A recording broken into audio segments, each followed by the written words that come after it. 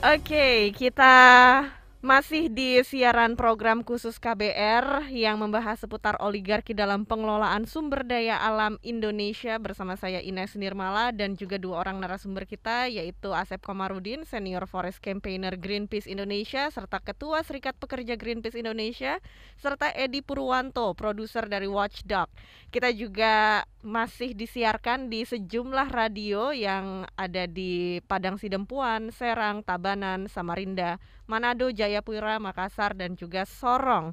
Baik, tadi sebelum jeda sudah ada pendengar kita yang bergabung ya untuk ikut berdiskusi dan ini mungkin bisa langsung ditanggapi nih Kang Asep. Soalnya tadi juga pendengar kita memberitahukan di Sumatera Utara sana sudah banyak binatang langka yang terancam kelestariannya.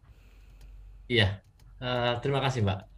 Pertama saya mau merespon terkait dengan binatang langka yang kemudian terancam keberadaannya. Pertama, kalau kita melihat kan itu pertama dari terkait dengan perburuan terhadap binatang-binatang ataupun hewan langka tersebut. Nah, itu ini memang lagi-lagi kalau di domain ini adalah domain dari aparat penegak hukum, khususnya dari baik itu kepolisian ataupun dari Kementerian Lingkungan Hidup. Dari mereka punya namanya Gakum, tim penegakan hukum, yang kemudian ini adalah domain mereka untuk melakukan penegakan hukum terhadap para pelaku pemburuan satwa liar. Yang kedua adalah terkait dari satwa-satwa yang kemudian mulai hilang.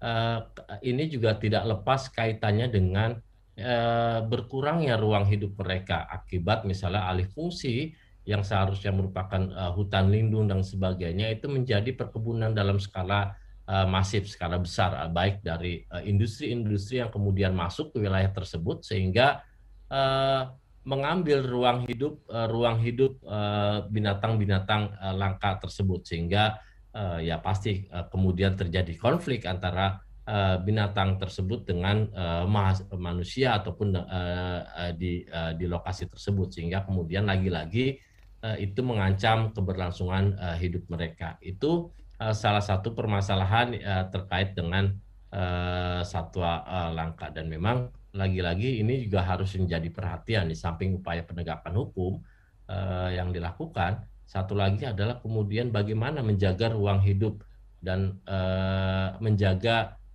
ekosistemnya antara satwa langka tadi dan juga bagaimana kemudian bisa hidup berdampingan dengan manusia yang berada di sekitarnya sehingga kemudian tidak saling mengalahkan satu sama lain tetapi kemudian ekosistemnya jadi terjaga. Itu kemudian yang menjadi tantangan. Karena selama ini kalau kita lihat misalnya pelajarannya sudah beratus-ratus tahun tuh masyarakat adat bisa hidup berdampingan dengan hewan-hewan langka di hutan-hutan tersebut kan kayak seperti itu. Artinya sebenarnya bisa bisa saja itu terjadi kalau kita kemudian melihat pola hidup ataupun mempraktekkan pola hidup yang dilakukan oleh masyarakat-masyarakat adat yang hidup di sekitar hutan sehingga kemudian bisa berdampingan dengan baik itu menjaga lingkungan, menjaga hutannya dan juga terkait dengan satwa ataupun binatang langka, baik itu harimau, gajah, badak, dan sebagainya. Itu kalau terkait dengan satwa tadi. Nah, kalau terkait dengan makin banyaknya permasalahan lingkungan, walaupun banyak organisasi lingkungan, pegiat lingkungan, kalau menurut saya ya permasalahannya memang memang akan selalu ada dan juga akan selalu justru dengan sekarang yang menjadi permasalahan itu semakin banyak. Tadi misalnya dengan diturunkannya standar perlindungan terhadap lingkungan hidup di dalam Omnibus Law itu menjadi timbul lagi satu masalah baru. Itu satu.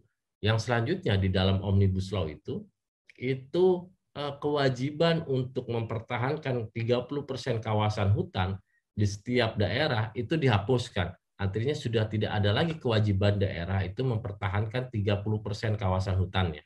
Itu dua. Yang ketiga adalah atas nama proyek strategis nasional, alih fungsi lahan, alih fungsi hutan ataupun wilayah konservasi sekalipun itu diperbolehkan jika itu masuk dalam kategori proyek strategis nasional. Nah, ini makanya kemudian justru akan timbul permasalahan-permasalahan baru. Bukannya kemudian menghentikan masalah, tetapi kemudian malah memunculkan permasalahan-permasalahan yang baru. Karena permasalahan baru itu akan muncul bukan hanya terkait dengan kerusakan lingkungannya, tetapi konflik-konflik terkait dengan sumber daya alamnya pun ini pasti akan muncul semakin banyak. Baik antara konflik dengan warga, terus juga konflik dengan pencaplokan wilayah masyarakat adat, hak wilayah adat, dan sebagainya. Ini akan semakin muncul ke depan dengan adanya regulasi-regulasi tersebut. Karena permasalahan Ya. itu seperti itu, Mbak. Iya, jadi memang ini yang sempat jadi sorotan ya dari berbagai kelompok masyarakat adalah diterbitkannya undang-undang yang dilihat ini ada kepentingan sekelompok elit tertentu ya. Misalnya UU Cipta Tenaga Kerja, UU Cipta Kerja yang sebenarnya ini sudah 1 tahun ya disahkan ya, persis di bulan Oktober tahun lalu Ya, ya. tepatnya tanggal 5 lah disahkan di DPR itu. Iya, tanggal 5 Oktober tahun lalu berarti UU Cipta Kerja ini sekarang usianya sudah 1 tahun dan inilah yang kita bahas apa yang perlu dicermati dari UU Cipta Kerja tersebut. Ya, oke. Kalau dari Mas Edi nih boleh diceritakan juga terkait isu tentang Omnibus Law ini atau UU Cipta Kerja sebagai seorang filmmaker nih ya. Mas Edi, bagaimana Anda melihat isu ini dari kacamata seorang pembuat film dokumenter dan mengapa ini penting ya untuk dinaikkan di dalam sebuah percakapan publik.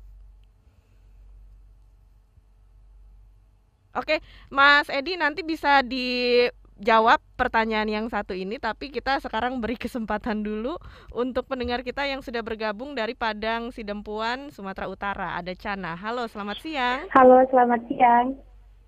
Iya, Cana, apa yang mau ditanyakan atau disampaikan ke narasumber kita? Iya, Kak. Jadi pertanyaannya gini, bagaimana kebijakan pusat maupun daerah tentang pengelolaan sumber daya alam yang ada di Indonesia? Apakah ada sinkronisasi antara pusat dan daerah begitu, Kak?